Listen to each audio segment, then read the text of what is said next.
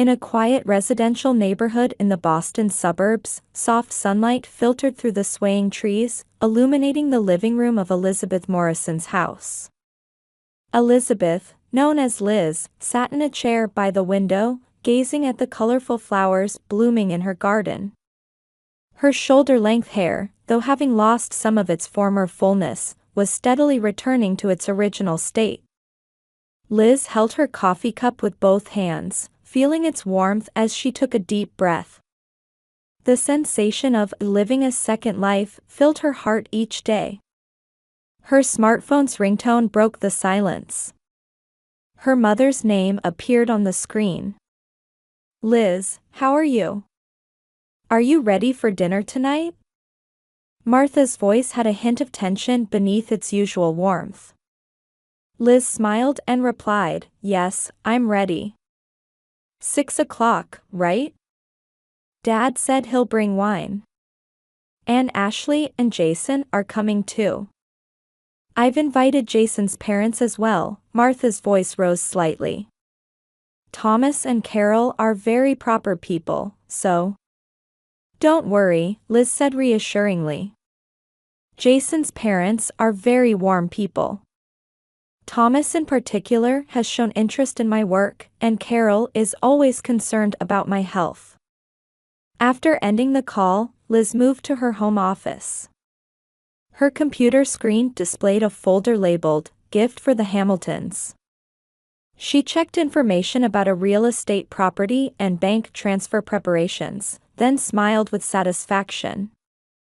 At that moment, a memory from 2 years ago came vividly to mind. White hospital room walls. The rhythmic dripping sound of an 4. Liz lay in bed, pale, her hair fallen out.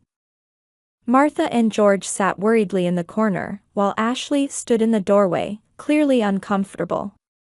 "Get well soon," Ashley said, but her eyes kept darting to the clock on the wall. "But I have to go now. I have a date with Mike." "Ashley," Martha scolded. "This is a difficult time for Liz." Ashley shrugged. "I have my own life too. I wish you'd stop making Liz's illness the topic of every conversation." Liz shook her head to dispel the memory. "Ashley has grown too," she whispered to herself. "She has a right to be happy." Another memory emerged, Dr. Grayson sitting across from Liz. "Elizabeth, congratulations. Your test results are good. I can say you're in remission." Tears welled up in Liz's eyes. "However, complete recovery will still take time. Your strength will return gradually. And most importantly, spend time with your loved ones. This is a good opportunity to consider what truly matters in life." Liz stood up and gazed at the view from her window. She placed her hand on her chest, savoring the feeling of being alive. Then she picked up Ashley's wedding invitation and gently traced the date, April 15th, with her finger. "How wonderful to see my sister on her special day," she smiled. Opening her closet, Liz took out a light blue dress. Modest yet elegant. This won't draw too much attention at Ashley's wedding, she thought. She didn't want to steal the spotlight on her sister's important day. Liz's phone rang. It was Jason. "Hey, Liz. Looking forward to dinner tonight. By the way, I really liked that property in Brookline you told me about. I'm keeping it a secret from Ashley for now." Liz smiled. "I'm glad you liked it. That property is perfect for you two. Leave the further proceedings to me. Let's avoid talking about real estate at dinner tonight so we don't spoil the surprise." Jason expressed his gratitude and hung up. Sunday evening in the spacious dining room of the Morrison home. The table was adorned with flowers and fine china, with crystal glasses filled with deep red wine. Liz, her parents Martha and George, Ashley and Jason's parents Thomas and Carol Hamilton were seated. Martha proudly announced as she carried in a silver tray with roast beef, "Today's roast beef is one of Liz's favorite recipes. When she was sick, she said, 'When I get better, I want to eat Mom's roast beef.'" Thomas Hamilton smiled warmly at Liz. "Elizabeth, your recovery is truly miraculous. It's a great joy for our family too. Jason always talks about your courage." Liz responded politely, though a bit embarrassed. "Thank you, Thomas. I learned a lot from this experience. Especially how precious time with family is." Ashley shifted uncomfortably in her seat. Adorned with flashy jewelry, she raised her voice as if trying to become the center of attention. "Hey, everyone, don't you want to hear about our honeymoon plans?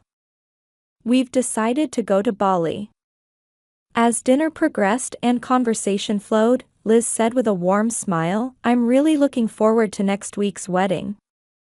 My health has improved, and I'm so happy to see my sister on her special day." Suddenly, the table fell silent. Ashley put down her fork and looked puzzled. "Huh? The wedding? That's already over." She gave a small laugh. "What?" Liz said, confused. "But the invitation said April 15th, didn't it?" She took out her smartphone from her handbag and opened an image of the saved invitation. "Oh, that's the old invitation," Ashley shrugged. "We changed it to last weekend at the last minute. I wanted a small ceremony." Liz felt the blood drain from her face. "But, aren't I family?" Suddenly, Jason's mother Carol spoke up. "It was a lovely ceremony." She took out her smartphone. "Look, I have pictures." Carol, unaware of the situation, was about to show the photos, but a momentary panic flashed across Ashley's face. Liz slowly peered at Carol's phone screen. There were indeed wedding photos. A typical American-style wedding. A garden ceremony, white tent, altar decorated with flowers. Ashley in her white dress, smiling parents, all of Jason's family, a group photo with friends. But Liz was nowhere to be found. Liz watched Carol's hand as she swiped through the photos. Not a single image included her. "Ashley, what's going on?" Liz's voice trembled. "Why was I the only one who didn't know? Not even an invitation." Ashley grinned and said lightly, "I guess I gave you the wrong date. Sorry." She picked up her wine glass and took a sip. "I've been so busy lately." Jason looked uncomfortable and apologetic as he glanced at his sister-in-law. "Liz, I thought invitations were sent." "I'm really sorry." Martha looked at Ashley. "Why would you do something like this?" Ashley responded with slight irritation, "It's not a big deal, is it?" Liz was sick and had no energy. Can you imagine everyone fussing over her during the ceremony? It was my day. Liz felt the blood drain from her face. Her parents were looking at Ashley with confused expressions. Across the table, Thomas and Carol also appeared shocked. Liz slowly stood up and simply said, "I see," before leaving the dining room without another word. Through the door, she could hear Ashley saying, "Aren't you being a bit too sensitive? It's a wedding, the best day of my life. Everything needed to be perfect." As Liz headed for the front door, she also heard Thomas's low, stern voice, "Ashley, I value family above all else. This kind of behavior." Liz went outside, got into her car, and took a deep breath, fighting back tears. She took out her cell phone and opened her banking app. She displayed a $100,000 transfer reservation saved under Ashley and Jason new home gift and pressed the cancel button. A confirmation screen appeared. Liz hesitated momentarily but pressed the confirm button. The screen displayed the message, "Transfer has been canceled." She started the car engine. The next morning, Liz sat in front of her computer with a calm but determined expression. She opened an email draft and typed the subject line, "Regarding the Brookline property. To Joseph, I've decided to cancel the property reservation for the Hamilton couple. Due to family circumstances, there has been a change in my support plans. I apologize, but please offer it to other clients."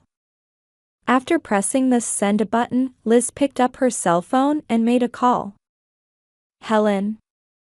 It's Liz. I have a message for the real estate agent network in the Boston area. About the Hamilton couple, specifically Ashley and Jason." Liz continued while writing in her notepad, "Yes, exactly. If they're looking for properties, I'd like them to be handled as currently in process or sold. Duration, 3 months. She thought for a moment and added, "No, this is a personal matter. Until they find some other means." After hanging up, Liz gazed out the window. She wasn't feeling satisfied but rather sad. "This hurts more than when I was sick," she whispered. That afternoon, Liz's phone rang. Jason's name appeared on the screen. Liz hesitated for a moment but answered. "Liz, I'm truly sorry about yesterday." Jason's voice was sincere. "I had no idea. About the change in wedding plans, about you not being invited." Liz replied calmly, "Jason, it's not your fault. But there's something I can't understand. How someone could deliberately exclude her own sister from her wedding, especially a sister who has just returned from the brink of death." After a silence, Jason said in a small voice, "I don't understand either. I talked to Ashley, but she says Liz's presence would dampen the mood of the wedding. That everyone would sympathize with Liz and ruin her special day." "I see." Liz's voice was cold. "I can understand her point." Jason quickly added, "But I don't think that way. My family is upset too. Especially my father. He values family bonds above all, and knowing what you've been through." Liz tried to end the conversation. "Jason, you're a good person. But I need more time right now." "I understand. I just wanted to tell you, that property we were looking at in Brookline, we're planning to see it tomorrow. I want to show it to Ashley." Liz exhaled softly. "I see. Good luck." The next day, Liz's phone rang. She took a deep breath before answering. "Liz. What's going on?" Ashley's voice was filled with anger.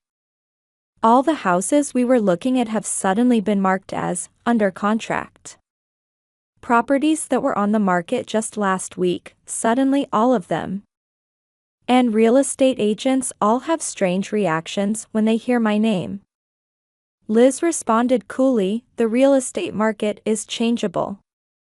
Spring especially is an active time for properties. But Jason said that even the Brookline property you recommended suddenly became in process. What's going on?" Liz answered concisely, "I've decided not to be involved anymore." "What do you mean?" Ashley's voice rose even higher. "Ashley, you didn't invite me to your wedding. You thought that atmosphere would be better without me, right? Similarly, I believe you can purchase real estate without my help." A sharp intake of breath was audible from the other end. "No way, are you getting revenge on me? What's the point of that?" Liz said quietly, "It's not revenge. I'm simply reconsidering how I use my time and resources. I've realized you don't need me." A week later, an emergency family meeting was being held in the Morrison family's living room. Liz, her parents, Ashley and Jason's parents were all present. The air was filled with tension. Thomas spoke first. Though suppressing his anger, he began with a dignified voice. "Ashley, as a judge for many years, I've seen many family disputes. And I value my own family above all else. Your deliberate exclusion of your sister from the wedding goes against our family values. Jason is deeply hurt too." Ashley tried to argue, but Jason stopped her. "Wait, Ashley. Listen. We were rejected for a mortgage. And when we investigated, somehow real estate agents across Boston seemed to be avoiding us out of consideration for your sister." Ashley looked at Liz with an expression of anger and confusion. "What have you done? Are you trying to ruin our lives?" Liz said quietly, "I had prepared $100,000 as a down payment for your new home as a wedding gift." She took out her smartphone and showed the canceled transfer screen. "And I had secured a special property. But it seems I'm no longer needed." Martha gasped. $100,000. Liz, you. Ashley was stunned. $100,000. No. That can't be. It's not a lie. Liz also showed the history of the canceled transfer reservation. "I sincerely wished for your happiness. From my experience of facing death, I learned that family bonds are the most important thing. But you made a different choice." Jason was so shocked he was at a loss for words. Ashley's face had turned pale, and she seemed to be feeling real fear for the first time. A tense silence dominated the living room. Ashley finally spoke. "Liz, I didn't know." Her voice trembled. Liz calmly said, "You didn't need to know. It was supposed to be a surprise." "But why such a large sum?" Ashley was confused. "Because you're my sister," Liz answered simply. "I wanted your happiness. I wanted to bless your new beginning in life." Jason's mother Carol said, "Ashley, what have you done?" Liz has just returned from the brink of death, after being told by doctors that time spent with loved ones is precious. Thomas was also looking at Ashley with a stern expression. "You don't seem to understand the gravity of your actions. Disregarding family bonds is unacceptable according to our values." Martha sat next to Ashley and said sadly, "Why? Liz has always cared about you." Ashley finally began to understand the seriousness of the situation and started making excuses. "I just didn't want to ruin my glamorous wedding. I thought if Liz came, everyone's attention would go to her. If the sister who overcame cancer came, my special day would turn into her comeback party." Liz's father said in a cold voice, "Is that your excuse? You couldn't share the joy of recovery with your sister after she faced death?"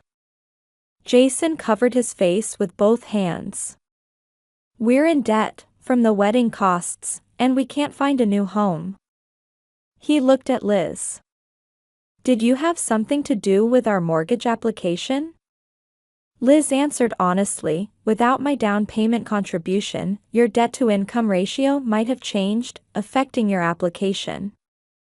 And I did tell real estate agents to hold off on dealing with you for now." Thomas stood up and said sternly, "Ashley, I expect honesty and family values in my son's spouse. I need to reconsider whether you are appropriate as my son's life partner." Ashley turned pale. "What do you mean? Carol placed her hand on her husband's shoulder and quietly said, "We'll have to reconsider the financial support we promised for the marriage too." Tears welled up in Ashley's eyes. "But we're already married. Legally." Thomas maintained his stern expression. "Law is my specialty. Dissolving a marriage is complex, but not impossible. Especially in cases involving fraudulent actions." Jason stared at Ashley, then stood up and walked to the window. His expression was filled with agony. "I love you, Ashley. But this is beyond my imagination. I couldn't do this to my sister." Martha and George sat silently. Their faces showed deep sadness. Liz slowly stood up. "Everyone, I don't think we need to continue this conversation." She spoke gently but firmly. "Ashley, I don't condemn your choices. I just accept them. Just as you don't need me, I won't interfere in your life. But..." Ashley's voice trembled. Liz smiled. "It seems I'm no longer your sister. Just an acquaintance. That's fine. Facing death taught me many things." Liz picked up her handbag. "Let's end here for today. Everyone, please enjoy your meal." As she headed for the door, Jason hurried after her. "Liz, wait. My family is deeply grateful to you. And I want to express my respect for your courage." Liz thought for a moment, then said, "Jason, you might need to work on your judgment of people." She smiled gently. "But that's your life. Your choice." As Liz opened the door, Ashley cried out, "Liz. Please, come back. Let's talk. If it's about the $100,000. Liz didn't look back. "This isn't about money, Ashley. It's about trust and respect. And what family means." She quietly closed the door and took a deep breath of fresh air outside. The soft spring breeze caressed her hair. Liz took out her smartphone and opened her banking app. She set up a new transfer procedure and titled it, "Donation to Cancer Patient Support Foundation." She entered $100,000 in the amount field and tapped Confirm. Life is short. But if used for meaningful things, it lasts forever. Liz whispered as she looked up at the sky. Then she got into her car and drove off toward a new tomorrow. Inside the house, Ashley sat with a desperate expression. As all the family members stared at her, Jason's father Thomas solemnly said, "Ashley, today you lost the most valuable thing in life. It's not $100,000, but true family bonds." Martha pressed a handkerchief to her eyes and said, "To think my daughter has grown into such a person." Ashley seemed to truly understand the weight of her actions for the first time. Large tears fell from her eyes. But it was too late. Perhaps too late to repair what she had broken. In a lush park in the Boston suburbs. On a weekend afternoon with the early summer sun shining, Liz sat on a bench in the shade. Her hair now reached past her shoulders, regaining more of its former fullness. On her lap was a small notebook and a fountain pen, and beside her sat a takeout iced tea. Elizabeth Morrison? Liz looked up to see a man standing there. He wore elegant casual wear and had a gentle smile. "I'm Daniel Bradley. Thank you for your time." Liz smiled and gestured to the seat next to her. "The pleasure is mine. Please, sit down." Daniel sat on the bench, appearing slightly nervous. "Living a Second Life, a cancer survivor's memoir, it really moved me. Especially the chapter about family relationships, it struck a chord." Liz nodded quietly. Her book, published 6 months ago, had become an unexpected bestseller. The candid account of her experience facing death and rebuilding relationships had resonated with many people. "I'm ready for the interview," Liz said. For the La Boston Healthy article, focusing on cancer survivors' daily lives and psychological aspects, right? Yes. What many readers want to know is what the transition to a normal life after treatment is like. Daniel opened his notebook. Especially how relationships change. Liz's cell phone rang. She looked at the screen and her expression darkened slightly. "Excuse me, I need to take this." Answering the phone, she asked, "Helen? What is it?" "Liz, Ashley contacted us again." Helen's voice sounded tired. "That's the 3rd time this month alone." Liz sighed. "I understand. Handle it as usual." After hanging up, Liz turned to Daniel with an apologetic expression. "That was a work call. Shall we return to the interview?" Daniel suggested. For the first question, how has your outlook on life changed after experiencing cancer? Liz gazed into the distance. "I don't worry about small things anymore. And I've started living my life based on my own values, not others' expectations." At the same time, in a small apartment in downtown Boston, Ashley stood by the window. Her expression mixed fatigue and regret. On the table was a pile of bills and an open laptop. The screen displayed an email with the subject, "Final Notice of Divorce Proceedings." The door opened, and Thomas entered. His expression, though stern, showed compassion. "Ashley, the discussions are over. I'm here as Jason's representative." He handed her an envelope containing documents. "This is the final proposal." Ashley took the envelope but didn't open it. "Thomas, can I still not see Liz?" Thomas shook his head. "She has stated clearly. She doesn't want to be involved anymore." "But about that $100,000. That's irrelevant now." Thomas's voice was cold.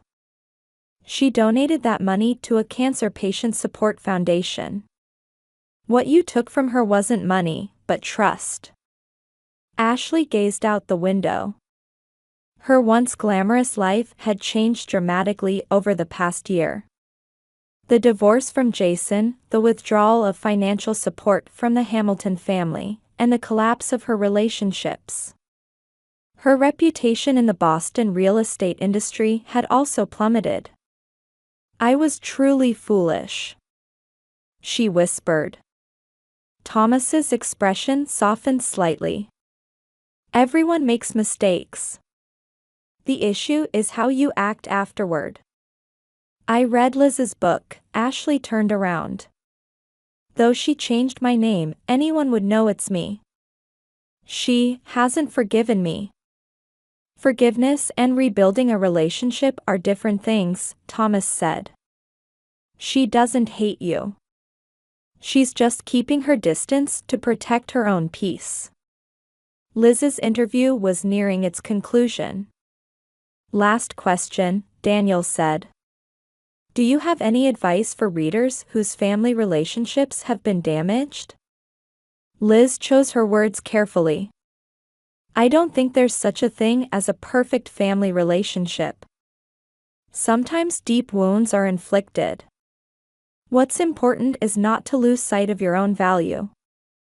And to have the courage to distance yourself when necessary."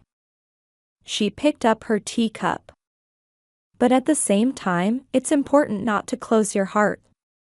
I lost my relationship with my sister, but I found a new, chosen family. Friends and fellow survivors who share similar experiences." Daniel noted down her final words. "Thank you for this wonderful interview." As Liz was preparing to leave, her smartphone rang. It was a text message from Ashley. To Liz. I may not be able to return the $100,000.